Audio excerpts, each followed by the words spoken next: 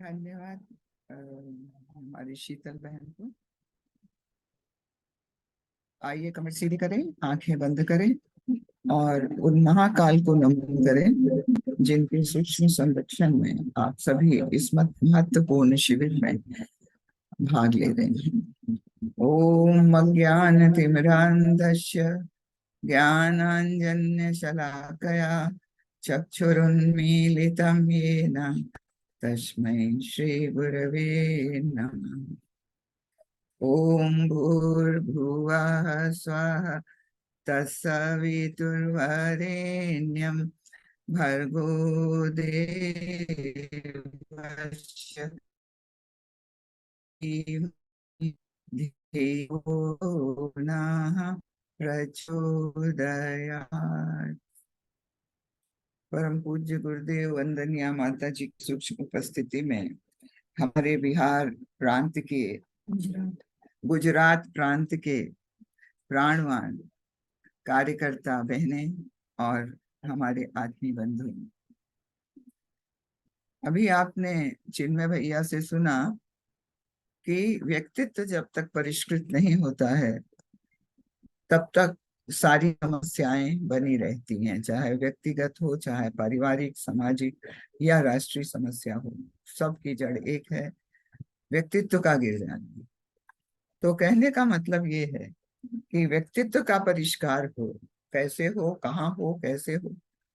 पावगढ़े के माध्यम से, गर्भोत्सव संस्कार के माध्यम से, गर्भ संस्कार द्वारा होना, व्यक्तित्व का निर्माण गर्भ से होता है। लेकिन गर्भ से कितने लोग करा लेते हैं। हमारे अब आज किशोरावस्था में पहुंचे हुए बच्चों का व्यक्तित्व परिष्कार कैसे किया जाए? तो उनके परिष्कार के लिए, प्रयास करने के लिए, क्योंकि वही हमारे भावी राष्ट्र के निर्माता हैं, उसके लिए ये सोचा गया कि ये शिविर चलाए जाएं, कन्या किशोर कौशल अभिवर्धन शिविर। आप में से ज्यादातर लोगों ने यहाँ से शांति कुंज से जब प्रशिक्षण चला था कन्या किशोर कौशल शिविर का, तब आपने, हो सकता है कुछ लोगों ने प्रशिक्षण लिया हो। प्रांतों में बड़े बड़े कार्यक्रम हुए इस जन जागरूकता कार्यक्रम के लिए। हाँ, थोड़े से क्षेत्र में, थोड़े से लोगों में जागृति भी आई है। परम पूज्य गुरुदेव का उद्देश्य है कि भारत के प्रत्येक प्रांत में, उनके प्रत्येक जनपद के, उनके प्रत्येक ब्लॉक स्तर पर, उनके हर प्रांत के गांव स्तर पर ये जन जागरूकता कार्यक्रम कन्या किशोर कौशल का चलाया जाए, ताकि हमारे युवा होने वाले ये बच्चे अपने व्यक्तित्व के निर्माण के लिए कुछ जान सकें और अपना योगदान दे सकें। इसलिए ये प्रशिक्षण चलाया गया है शांति कुंज से।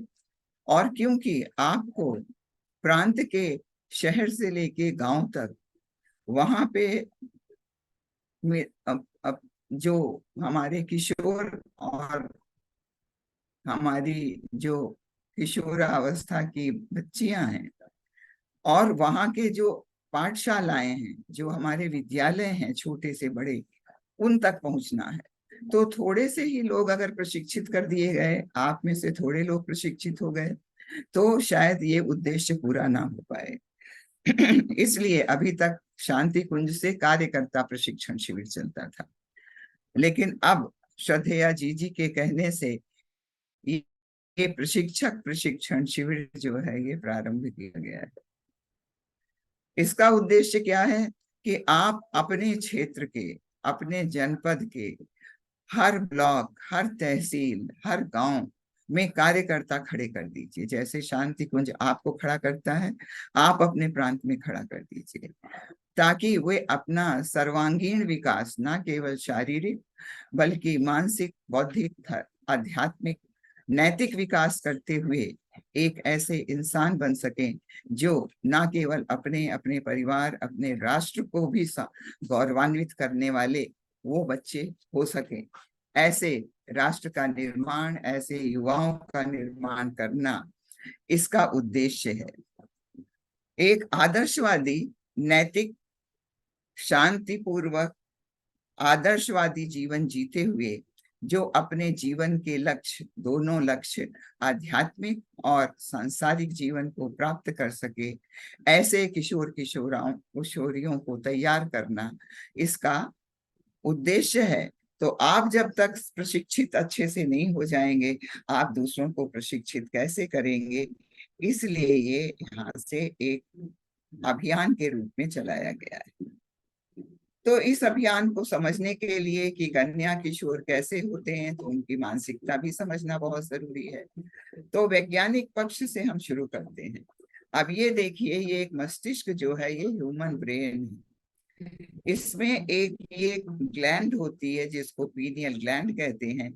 इसमें से एक हार्मोन निकलता है जिसको मेलाटोनिन कहते हैं। ये मेलाटोनिन जो है एंटी गोनेड हार्मोन है, मतलब ये सेक्स हार्मोन को दबाता है। 9 साल तक ये काफी अच्छे लेवल पर होता है। 9 साल के बाद धीरे धीरे इसका लेवल कम हो जाता है और फिर मस्तिष्क के हाइपोथैलेमस नामक जगह से एक, ये जब कम हो जाता है तो वो हार्मोन रिलीज होता है जिसको कि गोनेडोट्रोफिक रिलीज हार्मोन कहते हैं। और ये जाकर के पिट्यूटरी ग्लैंड, जिसको कि आप मास्टर ग्लैंड कहते हैं, वहां से गोनेडोट्रोफिक हार्मोन रिलीज करता है जिसको ल्यूटिनाइजिंग और फॉलिकुलर स्टिमुलेटिंग हार्मोन कहते हैं। और जो कि पुरुषों में जाकर के ये टेस्टिस से टेस्टोस्टेरोन और ओवरी से महिलाओं में ईस्ट्रोजन और प्रोजेस्टेरोन रिलीज करता है।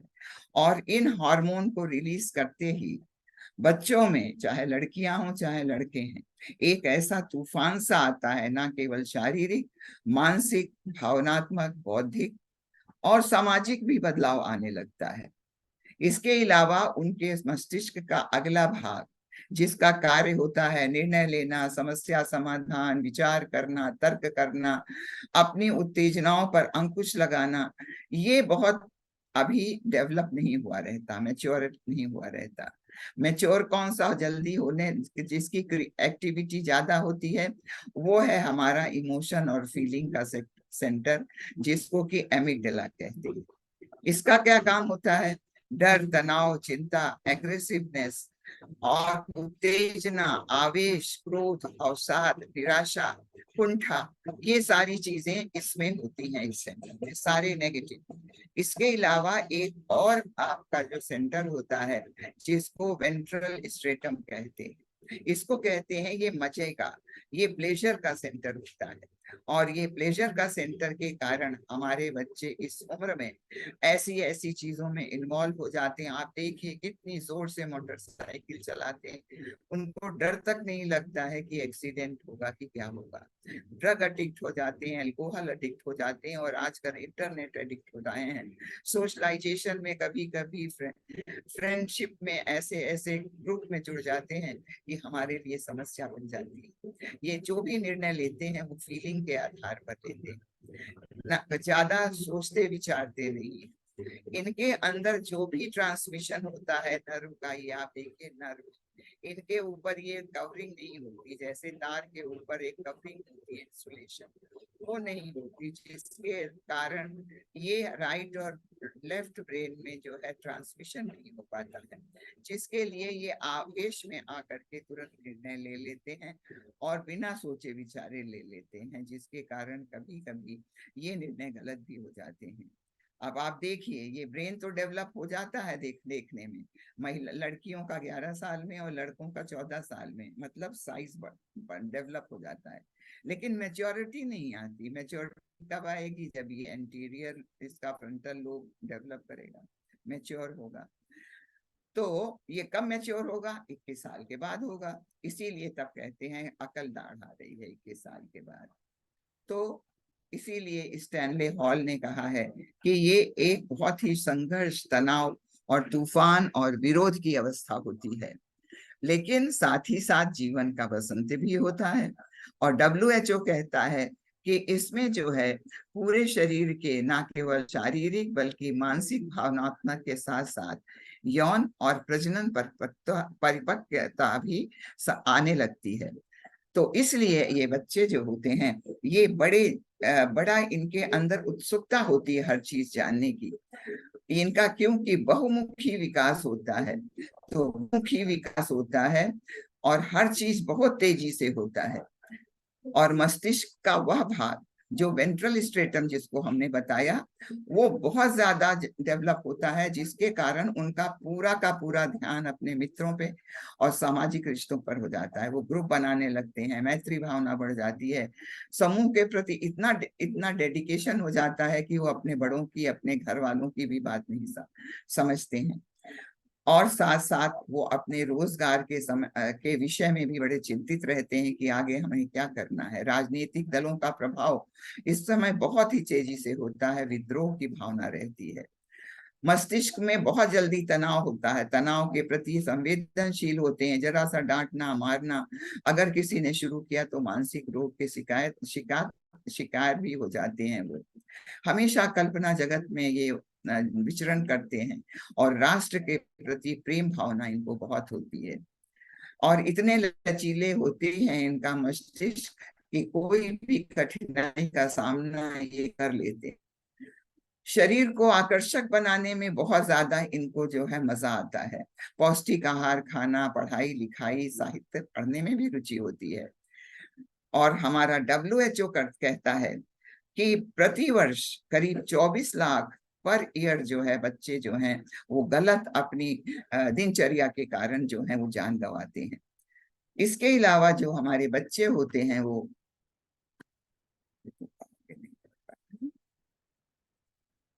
तो इसके अलावा जो है आप देखिए कि ये जितने भी ये पुराने हमारे क्रांतिकारी थे, उन्होंने अपने इस किशोरावस्था में कैसे कैसे भयानक काम किए, कितने अच्छे काम किए, साहसी काम किए। शिवाजी ने 15 वर्ष में किले जीत लिए। खुदीराम बोस ने 15 वर्ष में अपने उस समय स्वतंत्रता के समय में पर्चे बांटने में जेल गए। किस चीज का पर्चा बांट रहे थे? वंदे मातरम का। और 19 वर्ष में उन्हें फांसी क्यों हुई? क्योंकि उन्होंने एक जज के ऊपर बम फेंका। संत ज्ञानेश्वर ने 16 वर्ष की उम्र में गीता ज्ञानेश्वरी लिखी। शंकराचार्य ने 16 वर्ष में ब्रह्म सूत्र, विवेक चूड़ामणि आदि ग्रंथों को रचा। और हमारी लुइस ब्रेल ने अंधों को पढ़ाई जाने वाली लैंग्वेज बनाई 15 साल की उम्र में। जॉन ऑफ आर्क, ये फ्रेंच की एक लड़की थी 13 वर्ष की, जिसने कि इंग्लिश आर्मी को हराने के लिए लीड किया था। और ये पकड़ ली गई 19 वर्ष में और उन्होंने इसको जला के मार डाला। इसी तरह से तिलेश्वरी बरुआ को 12 वर्ष में गोली मारी गई। क्यों? क्योंकि इसने पुलिस स्टेशन पे भारत का झंडा फहराया था। सुनीता चौधरी, शांति घोष, कितनी साहसी होता है ये समय। 16 वर्ष की उम्र में उसने एक डीएम को गोली मारी थी। तो ये तो पहले जमाने की बात है। आज के जमाने में देखिए हृदयेश्वर सिंह भाटी, जो केवल 9 वर्ष का लड़का था और जिसको की मस्कुलर डिस्ट्रॉफी थी, पूरी उसकी मसल्स वीक थी। उसने 6 वर्ष की अपने 9 वर्ष की अवस्था में, जो शतरंज 2 लोगों के द्वारा खेला जाता है, उसने 6 प्लेयर्स का सर्कुलर वेरिएंट निकाला और पेटेंट कराया। किसके मार्गदर्शन में? अपने पिता के। तो पिता का मार्गदर्शन मिला। और मल्टी बिलियनर हमारे हुए हैं ये आपके टीनेजर, जैसे रितेश अग्रवाल, अद्वैत ठाकुर, विनुषा, लक्ष्मी सुरेश, और हमारे व्यावसायिक पायलट, ये सब मैत्री जो थी वो पटेल, ये पायलट हुई। तो इस तरह से ये सारे के सारे लोग जो हैं किशोरावस्था में। आप देखिए हमारे बिहार का गोपाल जी नाम का एक लड़का 14 वर्ष में, उसने अपने पिता की गरीबी को देखते हुए, केले का जो व्यापार करते थे, तो उसने देखा कि इसके जो पत्ते फेंक दिए जाते हैं तो उसके पत्ते से उन्होंने बिजली बनाई। तो अगर कहने का मतलब है कि किशोरावस्था में यदि मार्गदर्शन माता पिता का और घर वालों का और अन्य उनके अध्यापकों का मिल जाता है, तो वो बच्चे कहाँ से कहाँ पहुंच जाते हैं। तो क्या होना चाहिए? अभिभावकों और अध्यापकों को मित्रवत व्यवहार करना चाहिए। केवल पढ़ाई के लिए ही नहीं, उनको व्यस्त रहें, मस्त रहें का जो है नारा परम पूज्य गुरुदेव का, उसको अपनाने के लिए प्रेरित करना चाहिए और उनकी व्यवस्था भी बनाना चाहिए। पढ़ाई के साथ खेल कूद, व्यायाम, मनोरंजन, विश्राम, नींद का ध्यान रखना चाहिए। उनको कुछ बौद्धिक कार्य में, जैसे कविता लेखन है, अभिनय भाषण है, लेखन कला है, आर्ट है, संगीत है, और कुछ मानसिक रचनात्मक उपयोगी गतिविधियों में भी लगाया जाना चाहिए। ताकि क्या होता है, उससे मस्तिष्क, जो हमने आपका बताया फ्रंटल लोब, उसको परिपक्व होने में मदद मिलती है। उनके स्वास्थ्य और स्वभाव का समुचित शिक्षण मार्गदर्शन भी देते रहना चाहिए। बेटे, आपको स्वस्थ रहने के लिए क्या करना है, आपका स्वभाव में ये कमी होनी हो तो इसको कैसे आप ठीक कर सकते हैं। उनके जीवन शैली का को मॉडिफाई करना चाहिए। क्या करना चाहिए, उनको जप ध्यान प्राणायाम से जोड़ देना चाहिए, जिसको कि आज लोग माइंडफुलनेस और ब्रीदिंग एक्सरसाइज कहते हैं। और चिंतन पद्धति में स्वाध्याय, अच्छी पुस्तकें लाइए, घर में रखिए, ताकि वो उसको पढ़ें, ना कि दिन भर जो है वो व्हाट्सएप और दुनिया भर के गजेट्स देखते रहें। तो इसके लिए जो है, इससे क्या होता है कि जो एमिगडाला, जिसको हमने कहा आपको, जहाँ नेगेटिव थॉट्स आते हैं, उनकी गतिविधियां कम हो जाती हैं और वो तर्क सम्मत संगत सोचने की क्षमता उनकी बढ़ने लगती है।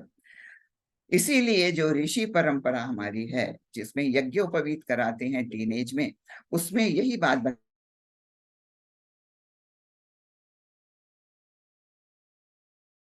प्राणायाम, योग, कैसे व्यायाम करें, साधना, स्वाध्याय, संयम और सेवा से हमारे ऋषि मुनि इसी बात को बताते थे, जो कि आज माइंडफुलनेस और ब्रीदिंग एक्सरसाइज आदि बताई जाती है। किशोरों की बड़ी जिज्ञासाएं होती हैं, उनको डांटना डपटना नहीं, बल्कि उसको उपेक्षा भी नहीं करना चाहिए, उसका समाधान करना चाहिए और उनको भावनात्मक सहयोग प्रदान करते रहना चाहिए। उनको जिम्मेदार बनाना चाहिए, महत्वपूर्ण निर्णय में शामिल करना चाहिए, ताकि वो उनका योगदान, आप देखिए, जो हमारे सुभाष चंद्र बोस थे, जब नजरबंद थे, तो उनकी एक छोटी सी भतीजी ने, जो कि अभी 12-13 वर्ष की थी, उसने ये आइडिया दिया था कि आप मौलाना का रूप बना करके, एक दाढ़ी बढ़ा करके और ऐसे करके बाहर निकल जाइए, और वो अपने घर के बाहर निकल पाए थे। अगर बच्चे में कोई कमी आपको दिखाई देती है, तो उसको ये मत कहिए कि आप बड़े छोटे हैं, नहीं कर सकते, उसको असहाय उसको मत करिए। तो इस तरह से जो है, उनको हम समाधान अपना दे सकते हैं। उसकी कभी कभी हम तुलना करने लगते हैं दूसरों से, कभी नहीं करना चाहिए, उससे बच्चों में हीन भावना आ जाती है। बल्कि उनके अंदर जो अच्छाई है, उसको बहुत शाबाशी दे करके बढ़ाने के क्या प्रयास करना चाहिए। कभी भी शिकायत अगर दूसरों से नहीं करना चाहिए, बल्कि अगर आप दूसरों से शिकायत करते हैं तो बच्चा आप में विश्वास खो देगा। इसलिए अपने आप जो कर सकते हैं उसको करिए, और सजा भी देना है तो अपने आप दीजिए, जैसा भी है, नहीं तो बच्चा मानसिक रोग से ग्रसित हो जाता है। अगर कोई कमी है, कोई गलतियां हैं, तो धैर्य पूर्वक उसको धीरे धीरे दुलार और सुधार की संतुलित रीत से समझाने का प्रयास करना चाहिए। अपने बच्चे को समझिए कि ये आदतें कहाँ से आ रही हैं, उसको पता लगाइए, ना कि उसको डांटिए मारिए। तो इस तरह से जो है, अच्छे दोस्त कैसे बनाए जाएं, उसके ऊपर आपका 1 घंटे का लेक्चर है। उनको बताइए कि सच्चा मित्र कौन होता है, जो आपके कष्ट और दुख में आप अपना आपके साथ नहीं छोड़ता, जो गलत काम से आपको रोकता है, जो सही राह पर प्रेरित करे, बुरी आदत पर लगाम लगाए आपके, वो आपका सच्चा मित्र हो सकता है। विपत्ति के समय आपके साथ रहे, मुंह देखा व्यवहार ना करे, कभी आपको धोखा ना दे, वही आपका सच्चा मित्र है। तो बच्चों को अगर बार बार कोई अच्छी बात बताई जाती रहेगी, तो वो स्वयं अनुशासित होते रहेंगे। माता पिता को भी होना चाहिए कि वो स्वयं अनुशासित रहें और बच्चों को अनुशासन। इसके अलावा बच्चों को डायरी लेखन सिखाइए। डायरी, अपनी स्पिरिचुअल डायरी, कैसे, आप सभी पुराने कार्यकर्ता हैं, आपको सभी को मालूम है कि चिंतन और मनन क्या होता है। चिंतन मतलब अपनी आत्म शिक्षा, आत्म समीक्षा और आत्म सुधार। अपने आप अंदर सोचिए कि आपके अंदर क्या बुराई है, उसको हम कैसे छोड़ सकते हैं।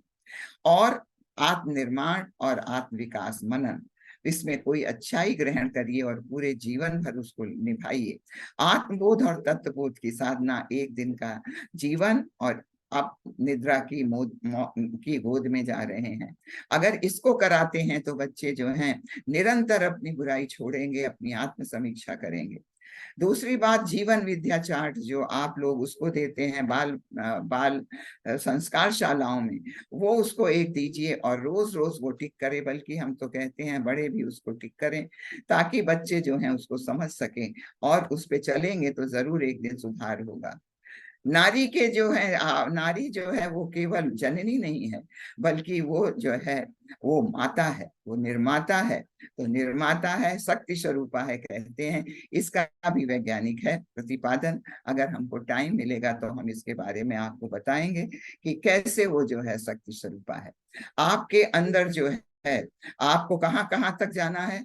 पूरे भारत में देखिए हमारे 36 प्रांत हैं, और इस 36 प्रांत में 89 जनपद हैं, जिसमें हमारे 6,80,000 गांव हैं। अब हमको हर गांव के हर स्कूल में पहुंचना है। अब आपके प्रांत में कितने हैं आप इसको देखना पड़ेगा कि आपके हर गांव में कितने, आपके प्रांत में हर जिले में कितने गांव हैं, और उन गांव में कितने आपके स्कूल हैं कन्या और किशोरों के, वहां तक सबको पहुंचना है।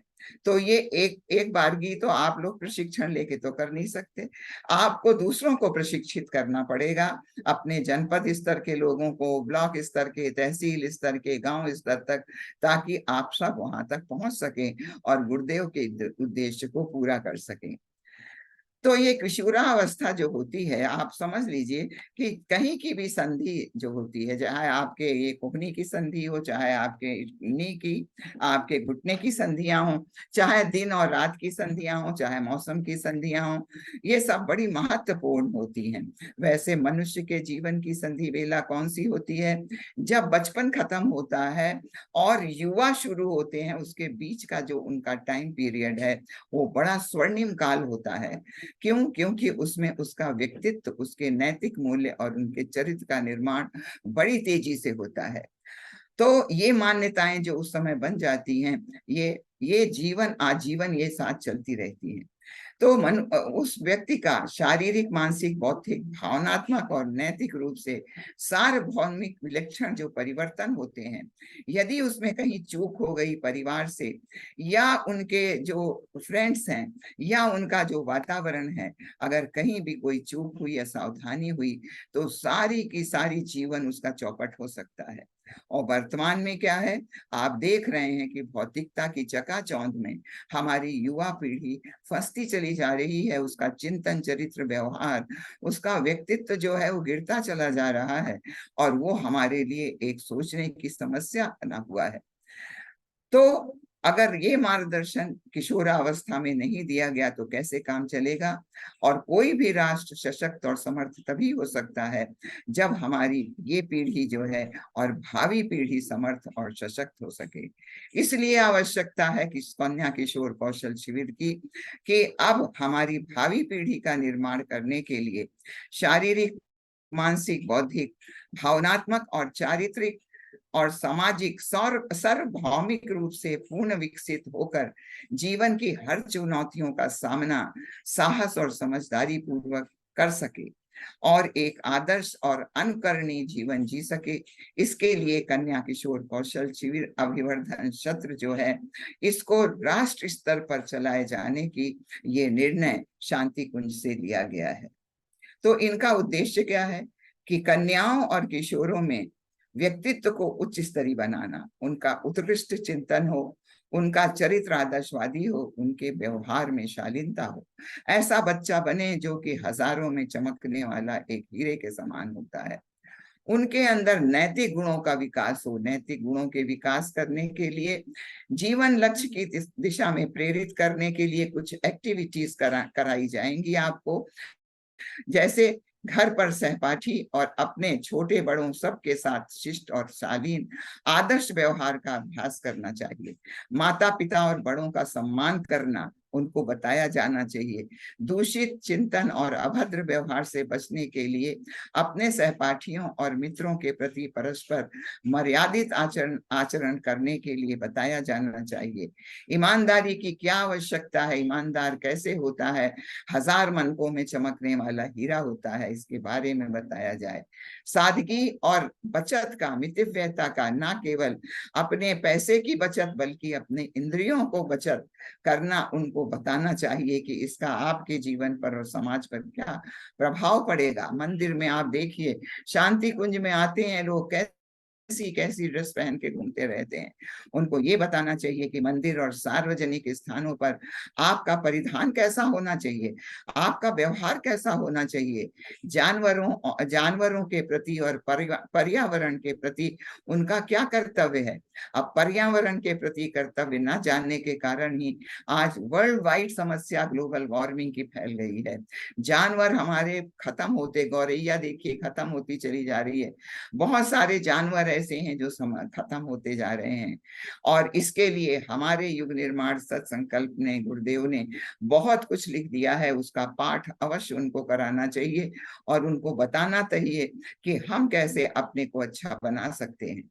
इसी तरह से उनकी आंतरिक शक्तियां, जैसे कि कन्याओं में दुर्गा की शक्ति है, साहस की, ज्ञान की सरस्वती की शक्ति, अर्निंग करने की लक्ष्मी की शक्ति है, और उनके अंदर मौलिक गुण हैं। मौलिक गुण उनके जो हैं प्रेम, करुणा, ममता, उदारता, दया, क्षमा, इन सब के गुण को जो है वैसे ही जगाने का प्रयास करना चाहिए जैसे जामवंत ने हनुमान को जगा दिया, जैसे नारद ने ध्रुव को जगा दिया, जैसे कृष्ण ने अपने अर्जुन को जगा दिया। वैसे ही हमारा और आपका उत्तरदायित्व है कि हम एक एक पाठशालाओं में, एक एक गांव शहर में जा करके इसके बारे में बताएं, हम जन जागरूकता कार्यक्रम चलाएं और उनके गुणों को विकसित करें। चरित्र निष्ठा के बारे में भी क्या बताना है कि भाई ब्रह्मचर्य का क्या लाभ होता है। उनको उनको जो है कहानी सुना करके, स्वामी दयानंद जी की, विवेकानंद जी की, और हमारे भीष्म पितामह की, ऐसे कितने भी हमारे ब्रह्मचारी रहे हैं जिनकी कहानियां सुन करके बच्चों के अंदर जो है ये भावना, ब्रह्मचर्य के पालन करने का क्या लाभ है और ना पालन करने के क्या नुकसान है, ये बताना।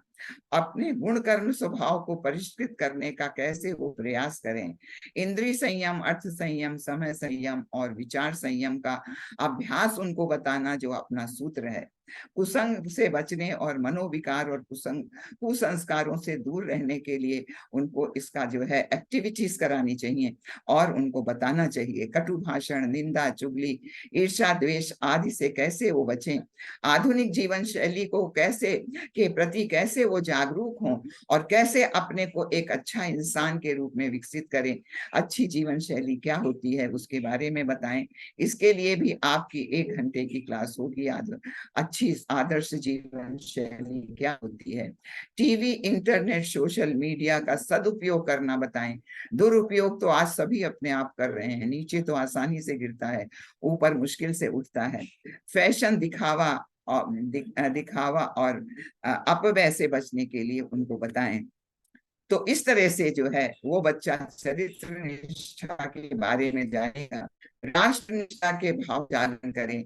उसके लिए देश की संपत्ति को कैसी आसानी से लोग जला देते हैं, ट्रेन बैठते हैं उसकी सीट को काट करके ले आते हैं, जहां जाते हैं वहीं उसका दुरुपयोग करते हैं साधनों का। पानी बह रहा है उसको बंद नहीं करेंगे, घर में चाहे बाहर। हमारे जो बल्ब हैं वो जल रहे हैं, बिजली जल रही है, कोई नहीं बुझा रहा है। तो संसाधनों का कैसे सदुपयोग करें। इसी तरह से नागरिक अधिकार जो हमको दिए गए हैं उसका सही इस्तेमाल करना, लोकतंत्र की सही समझ, उनको संविधान के बारे में बताना कि हमारा संविधान कहता है कि समानता का अधिकार सबको है, कहीं कोई छोटा बड़ा नहीं है और सबको अपनी बात कहने की आजादी है। इसके बारे में लोकतंत्र की जो हमारे जो ये संविधान है उसके बारे में बताना। तो विभिन्न दृष्टिकोण और राय का मूल्यांकन करना, इसमें भी हमको बताना कि हम राष्ट्र के लिए समर्पित होंगे, तो जो हमारा जो अंतिम सूत्र है, सज्जनों, ये राष्ट्रीय एकता एवं समता के प्रति निष्ठावान रहेंगे, जाति लिंग भाषा प्रांत संप्रदाय आदि के कारण कोई परस्पर भेद भाव ना बरतेंगे। आप समझ लीजिए, ये जो हमारा सत्संकल्प है, ये आगे आने वाले भविष्य का जो है ये संविधान है। इसको बच्चों को बिल्कुल याद करा करके इसकी एक एक चीज जो है उनको समझाई जाए, तो इस तरह से बच्चे जो हैं वो राष्ट्रीयता के प्रति जो है निष्ठावान बनेंगे और राष्ट्र के प्रति समर्पित होके जैसे हमारा राष्ट्र पहले बना वैसे ही बन जाएंगे। संस्कृत निष्ठ बनाएं। संस्कृत निष्ठ बनाने के लिए बहुत सारी गतिविधियां आपको बताई जाएंगी। उसमें से कुछ हैं कि भारतीय संस्कृति के महत्व और वैज्ञानिक आधार के समझें। इसके लिए भी आपका एक क्लास 1 घंटे का लेक्चर है। उसके उसके संस्कृति, भारतीय संस्कृति का अनुसरण करें, उनके परिधान पहने, गर्व महसूस करें कि हम भारतीय हैं, हम इसलिए ये परिधान को पहनते हैं। आजकल देखिए कौन सा परिधान लोग पहन रहे हैं।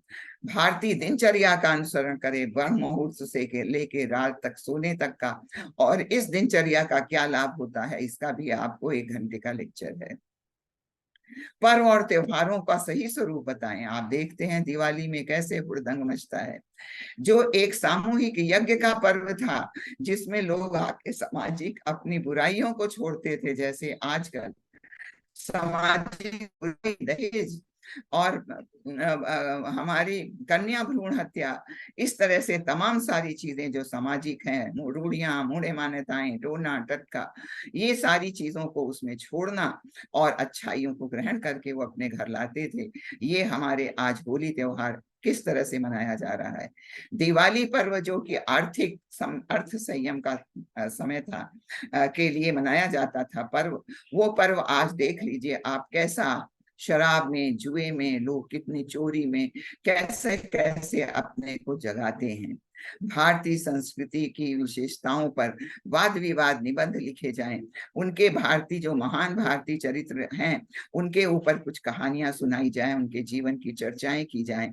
वो अपने परिवार, आप अपने परिवार और अपना जन्मदिन मनाइए। भारतीय संस्कृति की गरिमा के अनुसार दीपक बुझाकर नहीं बल्कि दीपक जला करके, बुझाना तो एक अशुभ मानते हैं, नाम काट के नहीं बल्कि नाम रोशन करके बनाना चाहिए। उपासना साधना के माध्यम से बच्चों को जोड़ना चाहिए, स्वाध्याय के माध्यम से अपनी संस्कृति से, तब वो आपकी संस्कृति की जो है वो कर सकेंगे, वो जान सकेंगे कि आपकी संस्कृति क्या है, अपनी संस्कृति क्या है। और नहीं तो ऐसे ही संस्कृति जो देव संस्कृति है, जो देवत्व का उदय करती है मनुष्य के अंदर, वो समाप्त होती चली जाएगी। आत्मरक्षा के लिए भी बहुत सारी चीजें हैं जो कि जिससे कि उनके अंदर आत्मविश्वास हो।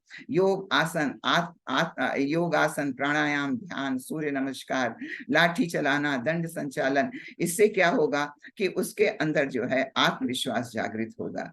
और यथासंभव जो है ऐसे विशेषज्ञों को भी आपको बुलाना पड़ेगा जो जूडो, कराटे, मार्शल आर्ट, योग विशेषज्ञ आए। इसके अलावा भी अन्य लोगों को भी आप बुला सकते हैं। तो इस तरह से जो है ये आत्म विश्वास जगाने का भी एक तरीका है। वो खाली समय जो बच्चों के पास रहता है उसको वेस्ट ना करें अपने गजेट्स को चला के, बल्कि उनको स्वावलंबन की विधाओं से जोड़ा जाए ताकि वो अपने जीवन में एक अच्छी चीज सीख लें और आगे आने वाले समय में वो कुछ करके दिखाएं।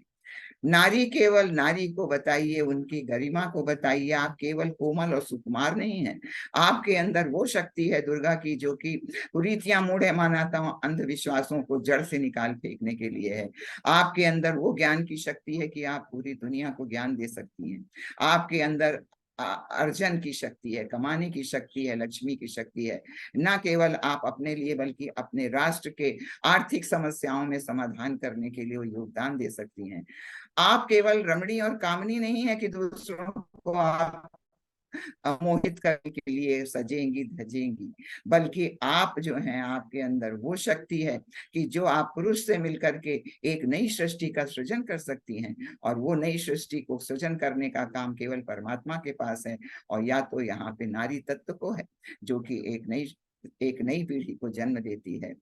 उसके अपने उत्तरदायित्व सामाजिक और पारिवारिक जो हैं, उसके लिए गृह प्रबंधन, परिवार प्रबंधन, दाम्पत्य प्रबंधन आदि में उनको कुशल बनाना है, ताकि वो गृहस्थ जीवन में सुख में अपना प्रसन्नता पूर्वक उसको मजबूत बनाएं और एक सुगर गृहिणी के रूप में वो विकसित कर सके।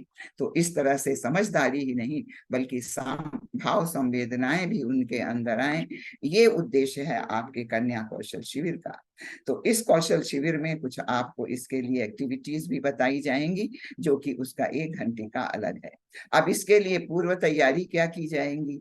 पूर्व तैयारी के लिए आपको सबसे पहले 10 उम्र से लेकर के 21 उम्र तक किशोर किशोरियों को लाना है, और उसमें से आप 2 में डिवाइड कर सकते हैं, 10 से 16 साल तक के और 17 से 21 साल के आयु वर्ग को अलग अलग भी कर सकते हैं, लड़के और लड़कियों को अलग अलग कर सकते हैं। तो ये कहाँ मिलेंगे? ये आपको जो है वार्ड, आपके शहर में, आपके गांव में, सब जगह मिल सकते हैं। लेकिन जो सबसे ज्यादा लमसम मिलते हैं वो आपको विद्यालयों में मिलेंगे, महाविद्यालयों में, कोचिंग इंस्टीट्यूट में। आप वहां जाके प्रिंसिपल से संपर्क करिए। और जहाँ पे भारतीय संस्कृति ज्ञान परीक्षा चलाई जाती है, वहां तो विशेष रूप से आपको जो है आपको जो है ज्यादा सहयोग मिलने की संभावना रहती है, तो वहां पे ये बच्चे मिल सकते हैं।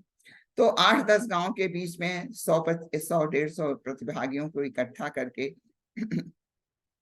9 से 5 बजे तक 1 से 3 दिवसीय शिविर संपन्न किए जा सकते हैं। इसके अलावा आप जैसे हमारे बाल संस्कार शालाएं चलती हैं, ऐसे ही आप कन्या किशोर कौशल शालाएं भी चला सकते हैं।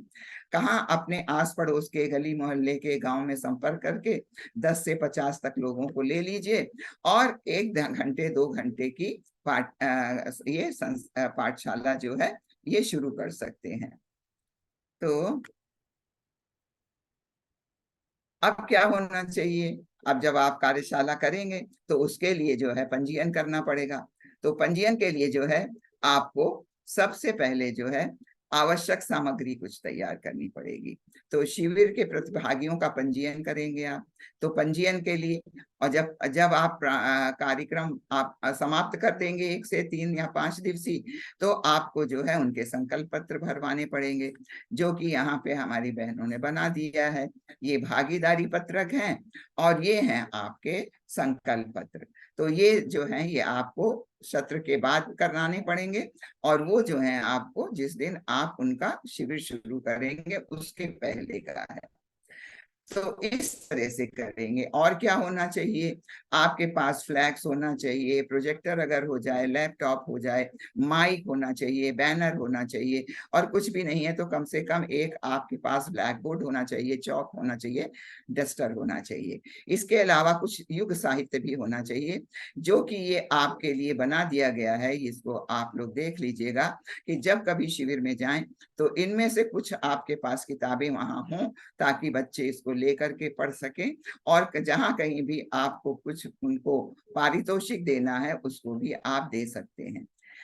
तो इस तरह से प्रशिक्षक को क्या करना चाहिए? जो यहाँ पढ़ाया जाएगा वो आपको दिया जाएगा, आप उसको कम से कम 5 बार 10 बार पढ़िए, सुनिए, नोट्स बनाइए और तैयार कर लीजिए, और नियमित स्वाध्याय करते रहिए, ताकि आप एक अच्छे प्रशिक्षक के रूप में जाके दूसरों को पढ़ाएंगे तो उसके भी जेहन में उतरेगा। नहीं तो आप ही कंफ्यूज रहेंगे तो उसको भी नहीं कुछ समझ में आएगा।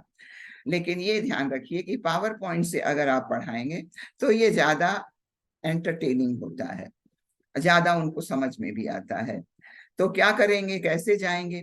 10 दिन पूर्व जाइए, स्कूल में चले जाइए, उनके प्रिंसिपल से बात करिए, उनको पहले अपना उद्देश्य बताइए, सारे विषय बताइए कि ये विषय हम लेंगे, और जहां कहीं आपने दिखाया कि आपका जो है ये आपके कौन आपके आदर्श होंगे, कैसे आप गजेट से अपने को बचाएंगे, कैसे दुनिया भर के एडिक्शन से बचाएंगे, कैसे आप अपनी बुद्धि को बढ़ाएंगे, अपने व्यक्तित्व का विकास कैसे करेंगे, ये सारी चीजें जब उनको बताएंगे वो तो तैयार हो जाएंगे। हाँ, ये तो बड़ी अच्छी बात है। तो उनसे आप समय लीजिए कि विद्यार्थियों को हम चाहते हैं कि हम हम थोड़ा सा संक्षिप्त परिचय दे करके और शिविर के भागीदारी पत्रक हम भरवाना चाहते हैं, तो उसके लिए अनुमति आप दीजिए और समय और तिथि और स्थान भी वही सुनिश्चित कर लीजिए। तो फिर अगर वो हाँ कह देते हैं तो स्कूल में क्या होगा, आपको एक साथ बहुत सारे बच्चे मिल जाएंगे और प्रिंसिपल के कहने से आप भी जाएंगे। अगर आप अपनी शक्तिपीठ पे बुलाएंगे तो थोड़े से बच्चे आएंगे, लेकिन ये अच्छा मौका रहता है अगर आप स्कूल के प्रिंसिपल को आप तैयार कर लेते हैं।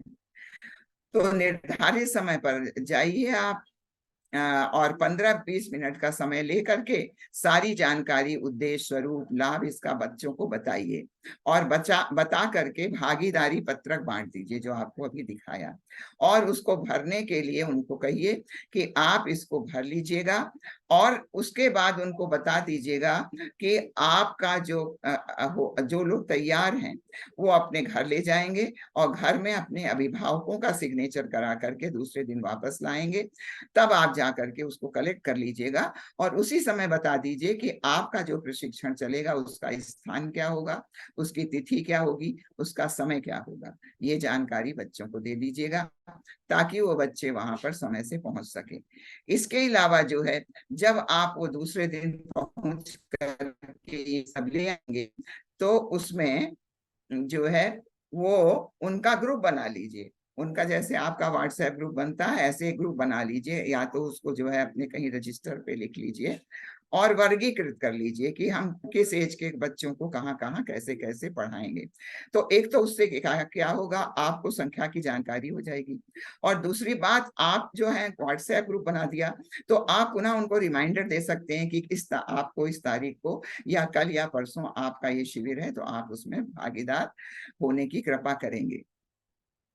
तो इस तरह से जो है ये पूर्व जानकारी आप ले लीजिए। ये हम आपको बता चुके।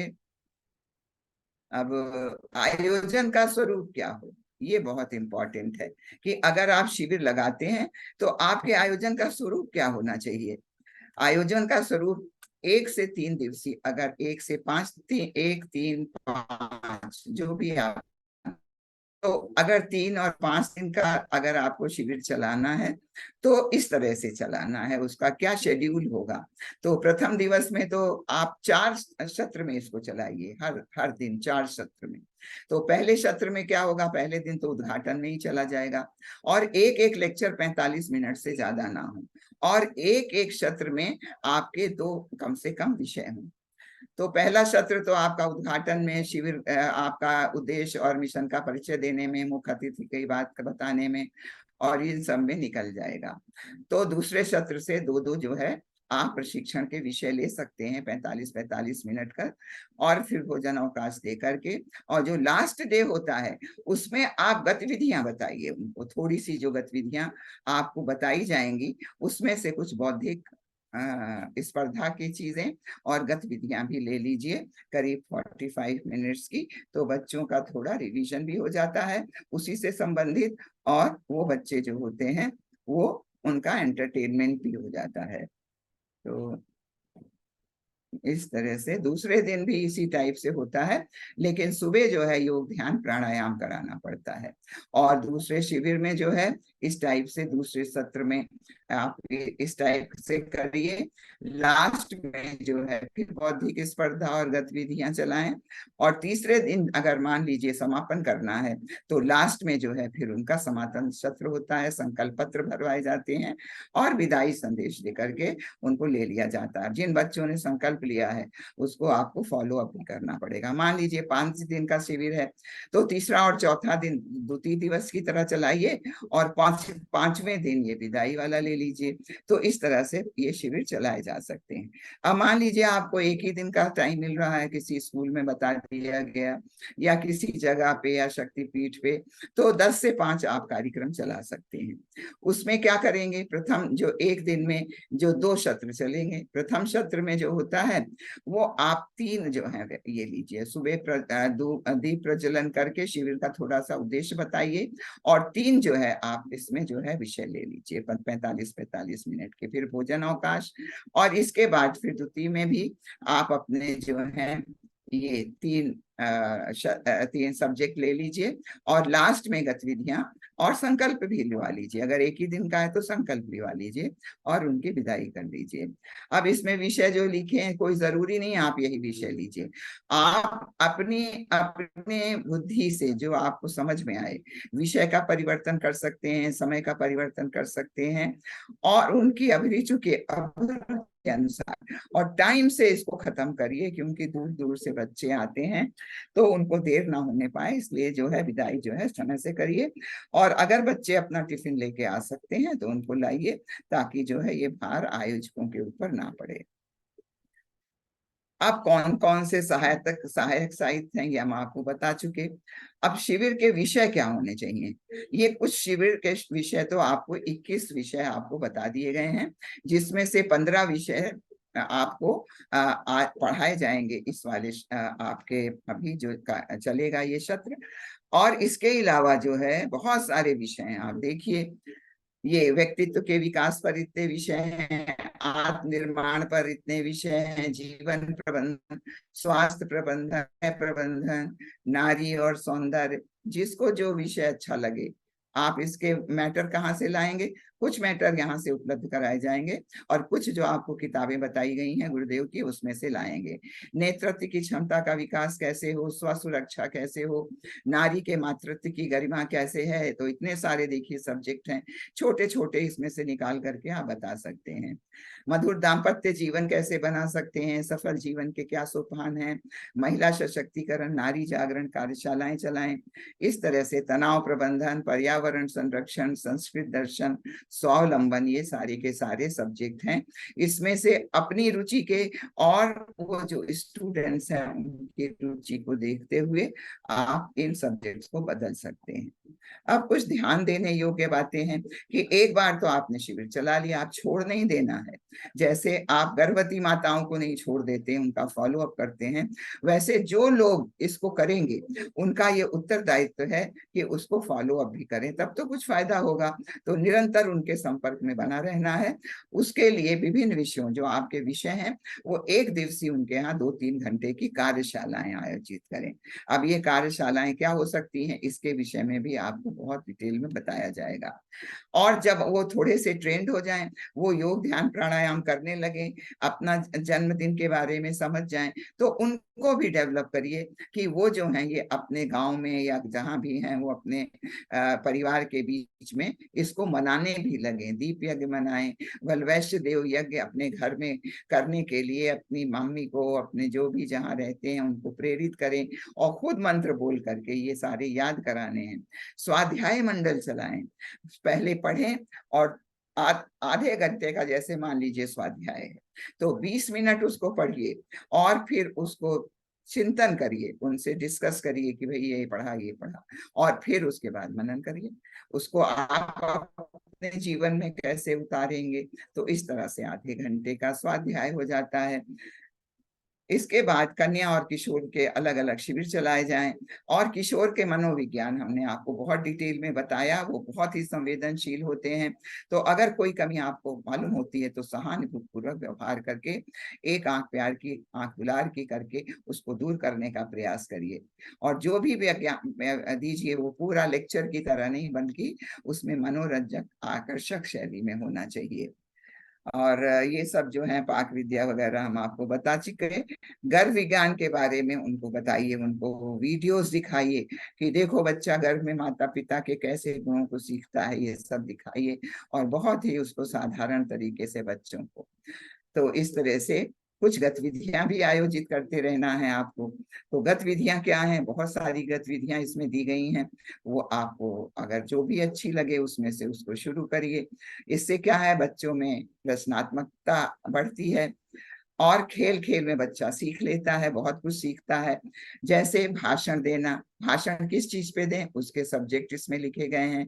चरित्र निर्माण, स्वास्थ्य रक्षा, संगति का क्या असर होता है, समय का क्या महत्व है, और धन का सदुपयोग करें, धन का दुरुपयोग करना, कमाना सब जानते हैं और व्यय करना बहुत कम लोग जानते हैं, इसलिए हमेशा जो है वो परेशानी में रहते हैं। भारतीय संस्कृति की विशेषताएं क्या हैं, अध्ययन में एकाग्रता के लिए क्या करें, कोई राष्ट्रीय विषय ले लें, उसके ऊपर 10 मिनट के लिए कर दें।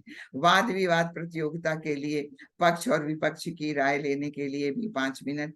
इसके लिए मनुष्य शाकाहारी प्राणी है, विज्ञान समाज के लिए वरदान है, फैशन उपयोगी, मतलब ये तरह तरह के जो है, मोबाइल की आवश्यकता क्या है, और फास्ट फूड इत्यादि के ऊपर वाद विवाद प्रतियोगिता चला सकते हैं। तो इस तरह से ये 2 हो गया। इसके अलावा तात्कालिक भाषण पर्चियों पे लिख लीजिए, सबको कहिए उठाएं, उनके ग्रुप बना दीजिए, अपने अपने ग्रुप में ले जाएं और वो पर्ची उठा करके 5 मिनट में उनको समय दीजिए और वो उसके ऊपर बोले। होना चाहिए पर्यावरण, ऊर्जा संरक्षण, जल संरक्षण, व्यसन मुक्ति, स्वच्छता, आस्तिकता, इस टाइप से बहुत सारे सब्जेक्ट हैं जिसके ऊपर वो आप पर्ची उठवा सकते हैं। अब चित्रकला के बारे में भी उनकी थोड़ी सी एक्टिविटी कराइए। क्या कराइए, वो उसको ड्रा करें या लिखें। स्वच्छ भारत, राष्ट्रीय एकता, वृक्षारोपण, जीव संरक्षण, कुरीत उन्मूलन, दहेज में संबंधी जैसे दहेज प्रथा, बाल विवाह, अन्य कन्या भ्रूण हत्या, ये सारी चीजें जो हैं, इसके ऊपर भी अशिक्षा इत्यादि के ऊपर 20 मिनट का समय दीजिए कि वो चित्रकला, इसके ऊपर चित्र बनाएं, ताकि बच्चों के दिमाग में क्या है ये आप समझ सकें और उनको सही दिशा दे सकें। प्रेरक प्रसंग सुनाओ अपने जीवन का, या किसी भी एक ऐसे महान व्यक्ति का प्रेरक प्रसंग सुनाइए। उससे क्या होता है, दूसरों को भी प्रेरणा मिलती है।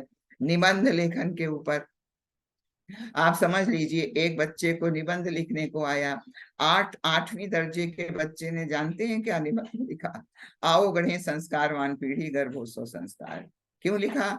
क्योंकि उसने जो है अपनी टीचर से बार बार देखा था कि अगर माता पिता अच्छे होते हैं, उनका उनका उनका उनका जो है मन अच्छा होता है, तो वो एक अच्छे इंसान को जन्म दे सकते हैं।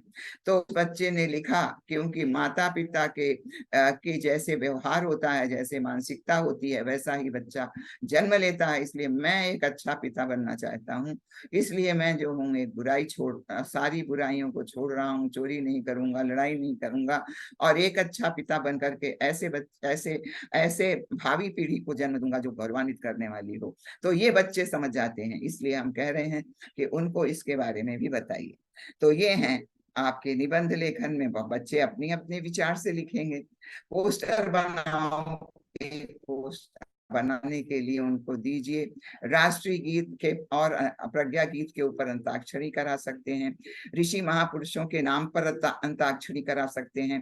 प्रश्नोत्तरी क्विज बता सकते हैं। रंगोली की प्रतियोगिता बना सकते हैं। जो बच्चे अच्छा कर देते हैं उनको कोई पुस्तक आप इनाम में दे सकते हैं। योग और आत्म सुरक्षा के लिए हमने आपको बताया कि कैसे आप करा सकते हैं, क्या क्या करा सकते हैं, और आप इसके लिए प्रशिक्षक भी बुला सकते हैं, जूडो कराटे आदि के लिए। एकल अभिनय प्रतियोगिता जिसमें कोई भी मनोरंजक आप विषय दे सकते हैं। क्राफ्ट कार्य सिखाने के लिए जो हमारा वेस्ट होता है उसका कैसे अच्छे से अच्छा सदुपयोग कर सकते हैं, इसके लिए भी बहुत अच्छा एक ये एक्टिविटी है। आप किसी भी परिस्थिति में हैं तो ऐसे में आप क्या करेंगे, तो इसके लिए भी सबको दीजिए कुछ ना कुछ एक ग्रुप को, कि अगर मान लीजिए आप कहीं फंस जाते हैं तो क्या करेंगे इस परिस्थिति में, तो अपनी उनकी मानसिक क्षमता बढ़ेगी। तो इसके लिए क्या करिए, टीम विभाजन कर दीजिए और सबको एक एक दे दीजिए। जैसे एक बेरोजगार बच्चा था, बहुत गरीब था, उसको बहुत एक धन की पोटली मिल गई। तो जब पोटली मिली तो अब वो क्या करेगा, ऐसी दशा में वो क्या करेगा, वो ले जाएगा, घर रख लेगा, कि उसको जो है जिसका है उसको देने का प्रयास करेगा, क्या करेगा? तो बच्चों के अंदर ये भावना आएगी कि नहीं ये गलत है, ये सही है, हमको ये करना चाहिए। तो ऐसे विभिन्न परिस्थितियां देख करके उनके सही उत्तर देने को भी कहें और खुद समझाएं। इसके अलावा सांस्कृतिक संध्या भी कर सकते हैं, जिसमें नाटक, नुक्कड़ नाटक, प्रेरक संगीत आदि सुना करके, भाषण, कविता आदि करके बच्चों के अंदर संस्कृति के प्रति जो है वो प्रेम जगा सकते हैं। खेल, तरह तरह के खेल आप देखिए, आपकी बाल संस्कार शाला मार्गदर्शिका में बहुत सारे खेल हैं, नैतिक शिक्षा जो बताते हैं, जो उसके बौद्धिक क्षमता को भी बढ़ाते हैं और नैतिकता भी उसके अंदर। तो ये खेल हैं बहुत सारे, इसको भी आप उनको करा सकते हैं। श्रमदान करा दीजिए, बच्चों को सेवा की भावना आना चाहिए। सेवा से आत्मा को बल मिलता है। तो क्या कराएं, स्वच्छता श्रमदान के लिए उनको निकट के सार्वजनिक स्थान पर ले जाइए, तालाब पे ले जाइए, सफाई करवाइए, वृद्धाश्रम में ले जाइए, बाल संरक्षण गृह, मंदिर, गौशाला में ले जा सकते हैं। और झुग्गी झोपड़ी बस्ती वृद्धाश्रम में जब जाते हैं, बाल संरक्षण गृह में जाते हैं, तो कुछ पुराने कपड़े, जूते, किताबें आदि भी ले जाइए। और वहां बच्चों को बताइए कि जो बड़े लोग हैं, जो हमारे बूढ़े हैं, उनको भी अच्छी अच्छी बातें, कहानियां सुनाइएगा। आपसे मिलकर के वो अपनी पुरानी बातें जो कुछ भी होंगी वो भूल जाएंगे, और आपको आप बीती सुनाएंगे तो उनके मन से जो उनके अंदर दुख होगा वो दूर होगा। और जो बच्चे आते हैं उनके साथ खेलिए, प्रेरक प्रसंग सुनाइए, और व्यसनों से कैसे सावधान रहें ये सारी चीजें बताइए। ये पैम्फलेट बांटिए, चित्र दिखाकर उनको शिक्षण दीजिए। ये बच्चों से कराएंगे तो बच्चे उसी समय से वो बच्चे अपने को जरा रिस्पॉन्सिबल समझेंगे। इसके अलावा संस्कारों का पुनर्जीवन है, तो दीप यज्ञ के माध्यम से, ये वल्वैश्य देव के माध्यम से, ये सारी संस्कार या अन्य संस्कार मना करके भी हम संस्कारों के लिए ये कर सकते हैं, बच्चों के अंदर संस्कार को बना सकते हैं। इसके अलावा विपरीत परिस्थितियां निर्मित करके, जैसे हमने आपको बताया कि उसमें बताइए कि आप क्या करेंगे। जैसे मान लीजिए कोई लड़की जॉब आप करती है, तो घर वालों की क्या जिम्मेदारी है, कैसे उनका योगदान करेंगे। परिवार में लड़ाई झगड़े जो होते हैं उनका कारण क्या है, तो इसका निवारण कैसे करेंगे। तो बच्चे अपने हिसाब से बताएंगे। बच्चों का बहुत तेज दिमाग होता है किशोरावस्था में, और बहुत अच्छी अच्छी बातें बताते हैं जो बड़े भी नहीं बता सकते हैं। और उनको जो है स्वावलंबन से जोड़ दीजिए। विभिन्न विषयों पर सही समझ विकसित करें। अब जैसे आज के टीवी सीरियल हैं, उसमें से क्या समाज पर प्रभाव पड़ रहा है, कुछ एक आध का नाम ले लीजिए। और ये जो रेप केसेस हो रहे हैं, उसके लिए कौन जिम्मेदार है। ये मोबाइल जिम्मेदार हैं कि हमारे जो ये हैं टीवी जिम्मेदार है, कि हमारे लोगों के पहनावे जिम्मेदार हैं, क्या जिम्मेदार है। नशे और अश्लीलता के लिए युवाओं को प्रेरणा कहाँ से मिलती है। ये बच्चे उस समय बहुत समझदार होते हैं। आप देखिए उस एज में ही बच्चे गलत काम में जाने लगते हैं। जब उनको पता लगेगा नहीं ये तो बहुत ही गंदी बात है, इसको नहीं करना चाहिए, तो वो बच्चे जो हैं उसी समय से सावधान होना चाहिए। अब तुलनात्मक अध्ययन भी उनको बताइए कि देश की सेवा में तैनात जो सैनिक महिलाएं हैं, इसरो में जो वैज्ञानिक महिलाएं हैं, चिकित्सक, पुलिस ऑफिसर, शिक्षक, बॉलीवुड की हीरोइन आदि हैं, ये इनमें से आप किसके लिए, आपका श्रद्धा के लिए आप के सम्मान से सिर झुकेगा। आपकी देश की सुरक्षा की प्रगति में कौन मदद करता है। आप सैल्यूट किसको करना पसंद करेंगे। नारी का वास्तविक सम्मान किस प्रोफेशन में है, फिल्म में है, क्या इनके प्रति है। किस पर आप गर्व करेंगे। अपनी माता बहन को किस स्वरूप में देखना चाहेंगे। उनको उनको जो है दिखाइए कि ये देखिए, ये हमारे देश की सेवा में प्राण प्रण से जुड़ी हुई हैं, और अपने को अपना अपना गौरव महसूस करती हैं। इतनी बहनें हमारी समाज सेवा में लगी हुई हैं। समाज सेवा करके उन्होंने कहां से कहां नारी शिक्षा को, हमारी सावित्रीबाई फुले ने, और इसने सरला ठकराल ने, तो अब पहली है महिला जिसने की एयरक्राफ्ट को चलाया था। और ये जो देखिए आप, इस महिला ने, पुणे की ओबावा, इसने अपने हल से अपने जो इसके यहाँ लड़ाई करने आर्मी आई थी उसको पीछे इसने भगाया। तो ये महिलाएं हमारी समाज की सेवा में, जो बुराइयों से लड़ने के लिए अपना संगठन बनाए हैं, जिन्होंने बच्चों के लिए अपना अपना सब कुछ न्यौछावर कर दिया है, जिन्होंने अपने जीवन को लगा करके हमारे क्रांतिकारियों को निकालने में मदद किया है, जिन्होंने बहुत सारी चीजें नारी के लिए किया हुआ है। तो ऐसी वाली लक्ष्मी सहगल, जिसने की लक्ष्मी ब्रिगेड को लीड किया था और सुभाष चंद्र बोस की उसमें थी। तो इस टाइप की बहनें, ये इनके ऊपर गर्व करेंगे। जो बहनें आज कल्पना चावला जैसी बहनें जो गईं और जिन्होंने अपना जीवन समाप्त कर दिया, सुनीता विलियम, ये स्पेस में जा रही हैं, टांग कटी होने के बावजूद भी जो पर्वत पे चढ़ के महिलाओं को गौरवान्वित कर रही हैं, उनके लिए आपका सर झुकेगा कि इनके लिए झुकेगा, ये बताइए उनको। तो इसलिए जो है बच्चों में सही आप दृष्टि बताएंगे। इसके अलावा आप जन जागरूकता रैली चला सकते हैं। ये विभिन्न विषय हैं जिनके ऊपर आप जन जागरूकता रैली निकलवाइए बच्चों से, ताकि बच्चों के अंदर, हमारे यहाँ शांति कुंज में अब तो बच्चा बड़ा हो गया, उसका बिजनेस चलता है, वो कहता है कि हम दिवाली में, उसकी मम्मी ने हमें बताया कि वो दिवाली में पटाखे नहीं छुड़ाता। हमने कहा क्यों, सब बच्चे छुड़ाते हैं, अभी तो उसकी शादी भी नहीं हुई, अभी तो युवा अवस्था में है। उसने कहा कि हमने रैली निकाली थी कि शांति कुंज में स्कूल में पढ़ता था, विद्यापीठ में, कि हम आज से संकल्प लेते हैं कि इससे इतना पोल्यूशन होता है, इतनी पैसे की बर्बादी होती है, तो इससे जो है हमारी जो है वो वातावरण जो है इन्वॉल्व हो रहा है, इसलिए हम नहीं निकालेंगे। वो आज तक उसने कभी नहीं निकाला, जबकि अपने माता पिता का अकेला बालक है। तो इस तरह से जब बच्चे रैली निकालते हैं और बोलते हैं, तो उनके अंदर वो अच्छाई आती है, और फिर वो जो है उसको अपने जीवन में उतारते हैं। तो ऐसे ऐसे आप इसको चलाएंगे, और बच्चों का एक कन्या मंडल, नवयुग दल मंडल आप बनाएंगे, और उनको गतिविधियों से जोड़े रहेंगे। और गतिविधियां कुछ और बताई गई हैं, संस्कारों का पुनर्जीवन, जन्मदिन, और यह यज्ञ आदि करके अवगणे संस्कारवान पीढ़ी में कुछ आपका संस्कारों से, या स्वच्छता अभियान, पर्यावरण संरक्षण, आदर्श ग्राम योजना, इससे भी आप जुड़ सकते हैं। स्वास्थ्य संवर्धन, शिक्षा, स्वावलंबन, नारी जागरण, और सत्प्रवृत्ति संवर्धन, स्वाध्याय मंडल, बाल संस्कार शाला। इस तरह से उनको गतिविधियों से कब जोड़ेंगे, जब वो थोड़े समझदार हो जाएं, और उनको आप रजिस्टर करा दें शक्तिपीठों पर, स्थानीय शक्तिपीठों पे।